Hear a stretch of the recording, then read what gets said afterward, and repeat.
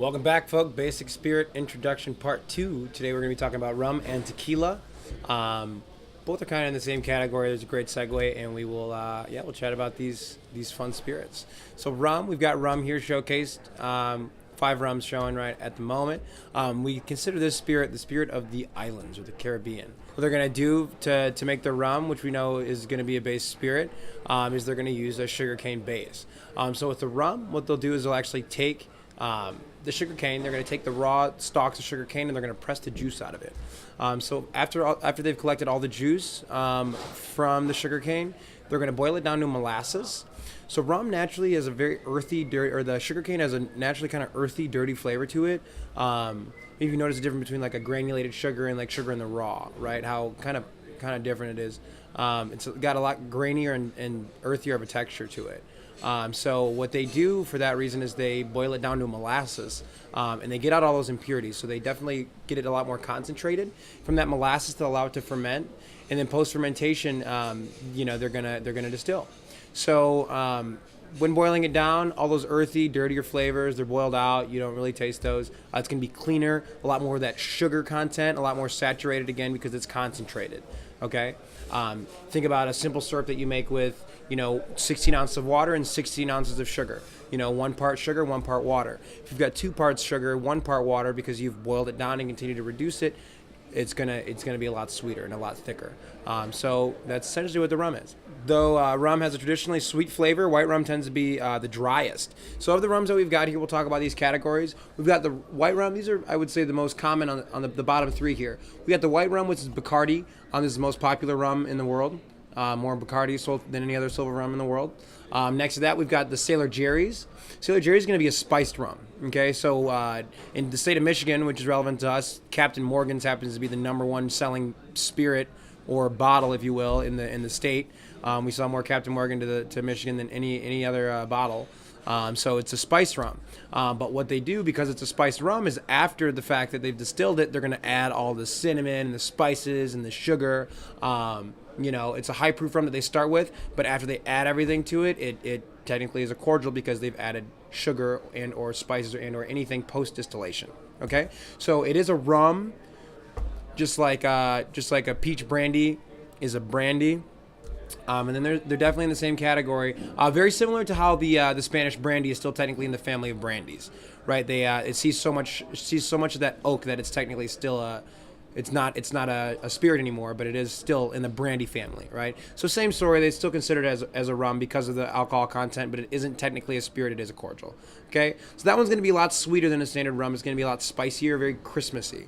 You'll get that cinnamon flavor profile to it. Okay, we carry the Sailor Jerry's. A lot of places carry Captain Morgan's, but it is what it is.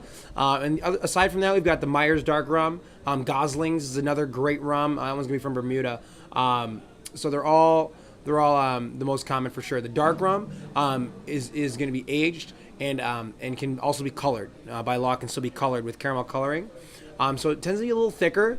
It tends to be a lot more molasses forward. Okay, so the filtration that this undergoes, even though it is boiled down to molasses, it's still going to see a lot of filtration. Okay, what white rums will do post that kind of distillation process is they'll filter it. And they'll filter it to make it a little easier to drink and a lot lighter and drier, if you will. These ones are going to be fuller. They're going to be bigger. They're not going to be as dry. They're going to be sweeter. They're barrel aged, okay? And in the barrel, a lot of those barrels contain caramel, okay? But you barrel age it to smooth out the flavor, right? So it's the exact opposite of essentially what vodka is. When they filter out the vodka, they do that to get all those impurities out and to make it a very clean, light, dry flavor. It's the exact opposite with rum. In terms of that smooth, it's a different smooth. It's the other end of the spectrum. They're trying to soften it up, give it all the soft, pretty features that it deserves, and allow those sugars to really develop, and the tannins in the oak as well. Okay, so definitely going to be oak aged. You're going to see a lot darker color of this. This is the actual color of the glass bottle, but the color is very similar. And we'll see things like Myers, things like Gosling's. This is going to be most popular, found in a dark and stormy, which is just going to be ginger beer, fresh lime juice, and a little bit of rum floated on top, the dark rum. Okay. So yeah, those are definitely the three lightest, or the 3 most common. So again, this one's going to be the driest. This one's going to be a spice, and it's technically a cordial. Most people do this with Coke or something like that, or Diet Coke. And then we've got the dark, which is going to be barrel aged, and definitely is going to have some caramel coloring as well. Not to be confused with the white though, because the white can be barreled. They can be barreled in white oak to soften the flavor as well. It just depends on what you're going for. Okay. So moving on, we've got 2 other fun rums here in the house that we can kind of talk about. The añejos. So just like just like cognac and brandy, right? Just like what bourbon is to us Americans, everybody has spirit as in terms of like what a whiskey is. You can go down the street and buy a liter of whiskey for $15, right? Or buy a fifth of it for $11-12, just like this bottle of Bacardi is going to cost you at the store. Okay, but we've also got higher end bottles of the rum where you really take and appreciate your craft. You barrel age it, you get the best of the best ingredients, you get the best of the best distillers, and on you go. And the methods continue to change. So we've got things like añejo rums, right? The Brugal añejo. Now, don't be confused by the packaging. This bottle isn't extremely expensive, but they do have bottles that, if we were to carry them in the restaurant, we would charge anywhere between $30 and $40 a shot. We don't have a market for that, so we don't carry those bottles, but they're out there, and that is a craft. So añejo, this one is aged for 6 years. So it's a lot softer. It's very, very vanilla forward, and it's got a lot of fun flavor to it. So just a different style of the rum, okay? Not what you necessarily think as a rum. Again, you get some of that sugar characteristic of it, but they really are appreciated like a cognac or like a bourbon, like a scotch. Neat, 1 ice cube, just nice and soft. Really appreciate the oak that it spent time in, and the tannins that are developed in it. So they make that for rum as well. And here we've got one of my favorite examples. We've got the Navy Strength. Okay, so Navy Strength with rum obviously makes sense. You've got the rum runners, you've got everybody on all the pirates. So obviously it makes sense for people to associate Navy Strength rum, right? They also make Navy Strength gin that's out there as well. So the Navy Strength comes from the fact that obviously, you're in the Navy, you're a big man or whatever the situation is. You're a little tougher than the average Joe. So you gotta your booze gotta match that, right? But if that's the case, why not 50%? Why not 60%? Right? Why 57%? Why is that Navy Strength? And so the truth about the fact that it's Navy Strength is because if for whatever reason they're in a storm or something happens and their gunpowder were to get wet and they needed to spark their gunpowder to shoot off another bullet, what they would do is they could take this spirit. There's enough alcohol in this spirit itself that it could be right there in your flask, and it's readily accessible, as opposed to maybe carrying a bottle of isopropyl around that doesn't do you any good aside from an emergency situation, where you can pour it on your gunpowder and still get a spark and still fire your firearm. So it's kind of important for them, for sure. So that's where the name Navy Strength comes from. But yeah, this is a great rum. This is Smith & Cross. It's from Jamaica. Absolutely delicious rum. It's a little harsh. It is barrel aged, but it's definitely a little bit harsh. Okay. One rum we don't have down here at the moment is a rum that we can no longer get in the state, but we do carry in the restaurant, and it's called the Scarlet Ibis. So the Scarlet Ibis is going to be found in our specialty cocktail La Muerte Rica, which means a sweet death, right? So and so this cocktail actually is named the Sweet Death because of its origin. So in New York, there's a bar called Death and Company. So this is over a decade ago, got totally exhausted with the flooded market of rum, and they wanted to do something different. They wanted to have their own rum. They were bored with it, and they wanted to do something fun. They thought there was a lot of value in it. So they went to Trinidad. They wrote a recipe for all the things that they wanted in it, and that were found naturally in Trinidad. Found a company or found a distillation house to distill it for them. They distilled it, named it the Scarlet Ibis, and brought it back and labeled it as their own rum. So it's gonna be 49.1%. Okay. It's extremely smooth. It drinks as smooth as a lot of whiskeys I've ever had. It really is a fine product. It's definitely like in the price point of like a Johnny Walker Black, about $9 a shot. So it's a pricier bottle. But the cocktail comes from the Sweet Death, just because of the Death and Company. We try to honor the fact that it is their rum technically, and yeah, so it is what it is. So that's a fun one to know. Other fun things to know about rum. Yes. You'll see, aside from the spiced rum, is it really rum? You'll see there at the base of your sheet there. Also infused flavors of citrus, vanilla, coconut, pineapple. We know like Malibu, pineapple, those things. Again, they're going to be cordials, actually the same way that the spiced rum will be cordials. Okay? So on your quiz, that's going to be the biggest thing. Definitely want to note how it's made. and note the difference between that and the difference between cachaça. So with the cachaça, we will segue just a little bit. That's going to be our little middle piece in between this and tequila. It's an amazing spirit, and it's got a lot of really earthy flavor profiles to it. Sokka Shasa. Sokka Shasa we have, and it's going to be really no different looking than a silver rum. The brand that we carry in the house is Lerone, which is going to be, ours is Brazilian. Not all are Brazilian. Some of them come from the Caribbean as well, but ours is Lerone, named after the city in Brazil, Lerone. So delicious. The difference is going to be that it's still the same. A lot of places will just call it rum. They put it in the same category as rum, right? It's just rum. Well, it's just rum. But by definition, what rum is again, we boil that down. We boil that raw sugarcane juice. They run it through a press. They press all the juice out. They collect that. They reduce it to a molasses, and then they distill. Okay, so that's by definition what rum is. Whereas the cachaça is just going to be all that collected sugarcane juice that's pressed raw, very, very earthy, very dirty. Again, they boil it down and get those earthy, dirty, natural impurities that are found in there. They try to get those out to make a cleaner product. So on the exact opposite, on the flip side of that, instead of boiling it down, they would rather just collect those things naturally as they are, allow them to ferment, and all those earthy, dirty qualities that are brought along with it, they incorporate. So they don't try to get anything out. So the same exact juice is collected, but then again, it's just going to be fermented and distilled immediately. So that by the flavor profile, by the taste, almost on the finish that it gives you, where it doesn't have an agave flavor profile to it, it does still have that earthiness to it, very, very earthy tequila flavor, almost tequila-like flavor. So that's why it's a great segue. So cocktail that we have here to showcase the cachaça is going to be called a caipirinha.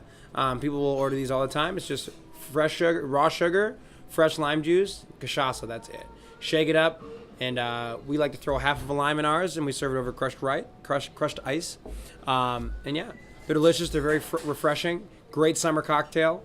And that's honestly the most popular use worldwide. The most popular cachaça in the world is going to be called Cachaça 51.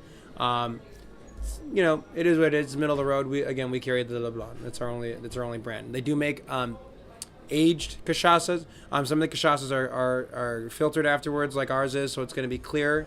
So for a cachaça, it's actually pretty clean. That's pretty much cachaça. So translating from there to the tequila, we've got a couple of fun new things that we'll talk about now. Tequila.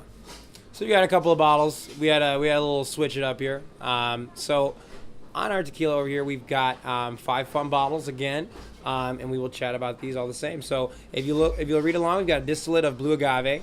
Mixto tequilas have a minimum of 51% blue agave. So the agave itself, there are a couple of laws that protect tequila for what it is, and that differentiate tequila and the mezcal. So agave is pretty different, very, very different. It's really only found in Mexico, and so the agave found in Mexico, there's a very small city called Jalisco. So in Jalisco, that's where all the tequila comes from. Just like bourbon comes from Bourbon County, Kentucky, right? Just like Scotch comes from Scotland. All tequila has to come from Jalisco, Mexico. Okay, they have a couple different styles of tequila. Some that are a little more definitive than others. So what they'll do with this agave is they're going to take them. Now the agaves look like gigantic pineapples. They look like tree trunk sized pineapples. They're crazy, but they're really cool. And on the inside, there are worms that get to the center of them. That doesn't mean that there's anything wrong with them. Actually means that they're healthy. So they'll take the juice of the agave after harvesting them. And it's a lot of work. It's a lot of work for not a lot of return. The agave, again, they're huge. They stack them as high as buildings before they get ready to distill. Okay, so they take it, they get all the juice from the agave, and they turn it into a fermented drink that's called pulque. Pulque. Pulque is how it's spelled. So a huge thing that they'll do with the pulque is it's a very ceremonious drink. They really don't care for it. It's like a wine made out of agave. It's very, very harsh, very different. They'll take that from the pulque. They'll distill it, and that will be their tequila. So if they take that pulque, they take it immediately, they distill it, and then from the distillation, they throw it in a bottle. From the date that it's finished in the distillation process to 2 months later, or 60, they've got 60 days to still consider it a silver tequila. Okay, so here we have a couple of options for our silver tequilas. We've got the Espolón silver, and we've got the Don Julio silver. Okay, that's what we have showing. We also have a Cazadores upstairs as well, which is another great option. The Espolón is going to be in our well. It's a great tequila. We don't have Toro. We don't have any $11 bottles or anything like that. It's a great tequila. It makes for a great margarita, depending on what you want to have with it. But it's a great mixing tequila or a great tequila to shoot. Okay, and we know there's a lot of ceremonious shooting with tequila, so definitely get your money's worth with that. So it's always important to know the brands that we do carry in the house. The Espolón, again, is going to be in the well. Shot of Espolón is going to cost you $6. Now, if you've got a party that you're trying to entertain, they're trying to have a good time, they're trying to take shots, they want to do something, they have to do silver, but you want to try to still get that upsell, you can very, very easily talk them into Don Julio. It's a very, very commonly known name. And not everybody knows the price point of the bottle. So definitely want to let them know. But if they're looking to celebrate, it goes from a $6 shot to a $13 shot, which is going to more than double your round. 6-7 people, we start talking maybe 2-3 rounds of those. You'll be happy that you knew your product and you upsold. Okay, so a little higher quality product. But honestly, that's about it. Both can be silver tequilas. Both can be distilled and then bottled within 60 days. Okay. So after the silver aspect, we've got a reposado option. So reposado is going to literally translate to rested. Okay, reposado is what it's going to be called. That means rested. Okay, so silver, blanco, or plata, reposado, rested, reposado. Okay, these are important. Hint, hint, nudge, nudge. So the reposados that we have in the house, we've got the Cazadores reposado, which is going to be the most commonly poured that we'll pour from behind the bar, and we've also got the Casa Noble. Okay, the Casa Noble Reposado is one best tequila in the world, best Reposado in the world, 2 years running. I want to say it was 2011 and 2012. But yeah, great tequila, very, very spicy. So this one's going to be barrel aged. The Reposado is going to be it's rested. So for any time after that 60-day period or 2 months to a year is when the tequila is going to be aged for Reposado. Okay, so at this point, the tannins in the agave are starting to really, really mature. You're starting to get a lot more fun flavor out of them. It's going to be a lot smoother, a lot less harsh, very, very smooth in the barrel. And the way that the tannins develop, they develop extremely quickly, really, really quickly, as opposed to tannins that are going to be found in whiskeys. We've got whiskeys that are 20 years old, 50 years old, 50-year-old Belvani, bottles like that, where those tannins they take so long to mature. And once they get to the end, every day is still so much is happening. Whereas the tequila, the agave, it just matures. They're ready to grow. They're ready to go. They're like fruit flies. They grow up and then they're already adults. So within that year, a lot happens in that tequila. It gets very spicy, very, very smooth, and delicious. So the Casa Noble Reposado makes for a delicious margarita, absolutely fantastic margarita. So after we move on from the Reposado, we're not talking about margaritas anymore. We're not talking about anything but drinking them by themselves. Okay, we're not splashing ginger ale or Sprite in these tequilas. Okay, after the Reposados. And a great option for upselling for your tequilas, it's really, really crucial. The Espolón makes a great margarita, don't get me wrong. Okay, but if you're out, you're trying to have a good time, and you might sell somebody on an Espolón. You think you're doing them a favor by just selling them an Espolón margarita, and they get one, and they're happy with it. It's good. Fresh lemon sour mix. We use Cointreau. We use fresh lime juice. We don't skimp on any of the steps here. They're happy with it. It's a good margarita. It was what it was. But we make them margarita with the Casa Noble Reposado because you got that upsell. Okay, and they go out on a whim and they trust you, and it's the best margarita they've ever had in their life. They're going to order another one. They're going to order another one. It's going to happen. And somebody at their table is going to taste it, and they're going to want one. And you'll see that check average just skyrocket. But that's by knowing your product and knowing that if you upsell at the appropriate time point, that it's really going to be more beneficial than as opposed to helping them out by saving them a buck here and there. Okay? So anytime somebody orders a margarita, always want to try to upsell on that Casa Noble Reposado, if not the Cazadores. Okay? But again, it is people's preference. Some people do prefer the Blanco. So moving on from Reposado, we know is rested from 2 months to 1 year. 2 to 12 months is going to be rested. Anything after the 12 months, anything after that year, we're talking aged. It's officially aged. Añejo is what it translates to. What does it mean? It means añejo means aged. Okay, so age is going to be anywhere between 1 and 3 years. Okay, so in this time span, they say physically, chemically, because of the tannin structure of agave after 3 years, between 3 years and 4 years, 3 years and 20 years, that the tannins in that agave, in that blue agave, are not going to continue to mature. They're just not. So after 3 years, you might as well call it. Okay.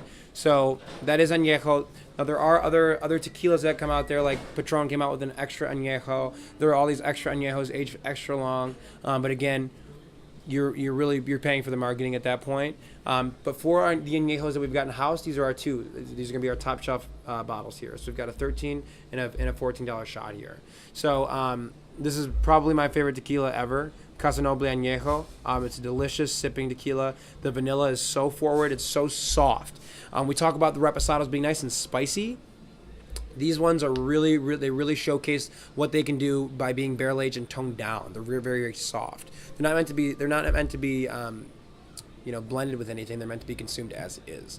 So both of these, they go down extremely smooth and are definitely delicious. They're sipping tequila. So these are things, again, just like those top shelf rums that we've got, just like the top shelf scotches, single malt scotches, whiskeys, bourbons, brandies, cognacs. All the same. They're going to be served the same. Maybe one ice cube, maybe not. Maybe an ice cube on the side. Maybe neat, maybe a splash of soda. Okay?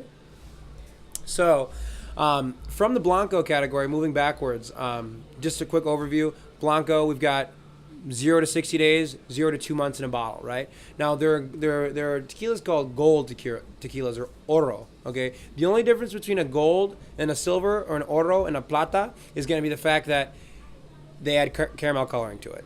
Okay, so no flavor profile, no difference in any way, shape, or form, aside from the fact they add flavor caramel coloring to it. Okay, so they try to make it look more like tequila to market. For whatever reason, it is what it is, but it doesn't necessarily mean better. If you see bottles like Sauza, they have the Sauza Silver and the Sauza Oro. They're the exact same price for the exact same reason, because they're the same product. One just adds a little bit of caramel coloring in it. Okay. We talk about the blends of them. So there are all sorts of different kinds of agave that you can use. Okay, if you decide to branch out from a blue agave outside of Jalisco, Mexico, then you are talking about a mezcal. It's the same spirit, because it's still from the agave family, but unfortunately it's going to be, well, not unfortunately, it's just a mezcal. Okay, so they're a little bit different. Other major differences, mezcal and tequila. Tequila with the agave, to ripen to get it ready for the distillation process, they're going to be oven baked. Okay, that softens it up, makes it a little easier. It heats it up, it gets those juices ready, but it just warms it. Okay, it doesn't affect it. It's not abrasive. It just warms it up to get it ready for the distillation process. Okay, mezcal on the other hand, they're going to roast it. They're going to roast it. There will be smoke involved, and it makes it really, really smoky. So people say it's harsh. Mezcal's harsh. That's one word that people love to use for it, is harsh. And it is a little bit harsh, but that's really what they go for. Some people, categorize mezcals in the same category as single malt scotches because they're both so smoky, right? And that's for good reason. In addition to that, though, when we say 51% blue agave for those mixto tequilas, if they want to use 51%, it's in Jalisco, Mexico, it's still considered a tequila. If they use 100% blue agave, like many of the tequilas do, most tequilas that you'll see on the market that aren't, just total garbage are going to be 100% blue agave. Okay, and of those tequilas, if they're, so long as they're from Jalisco, they're still considered tequila. If you use 50% blue agave, then it's no longer considered a tequila. It's considered a mezcal. Okay, so just like we talk about bourbon, right? Just like we talk about with cognac, if we take 100% blue agave and we make that just south of Jalisco, Mexico, not in Jalisco, is it still considered tequila? No, it's considered a mezcal. Okay, but there are other differences. So mezcal always usually has has the worm at the bottom.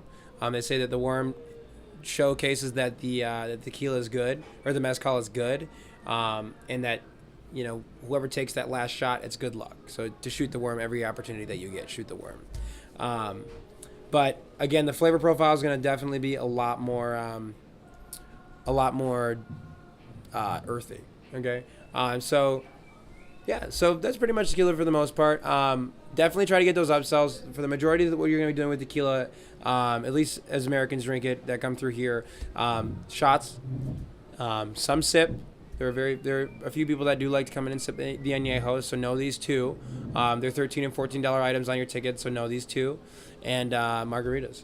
Okay, so definitely shoot for those upsells and get to know the differences. So on the test, it's gonna ask you the 3 classifications. We know what those are of the tequila. We know that they're the silver. We know that they're reposado. They know that they're the añejo as well. So what do they mean? Silver, or white. Blanco is white. Reposado rested, and then añejo is aged. And then how do they differ? Oven baked, location, and also what type of agave. Okay.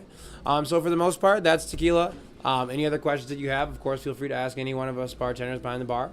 And that will pretty much conclude for the first introduction of Basic Spirits. Thanks so much, and we will see you real soon.